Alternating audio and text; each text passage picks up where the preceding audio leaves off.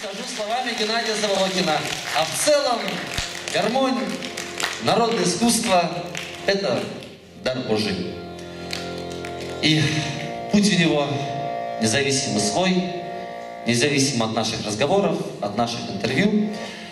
Что-то будет происходить с этим, это будет долго идти, что-то будет происходить, пока есть мир, пока есть земля, пока есть Россия, какая бы она ни была, проданная, жалкая, бедная, опозоренная.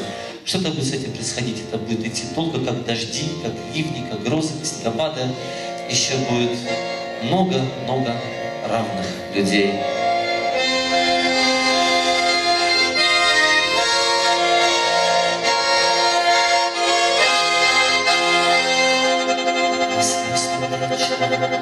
Пути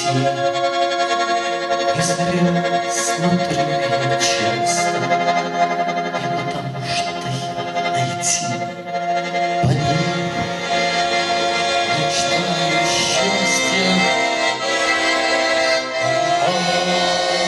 потому что вижу там на том пути навлечь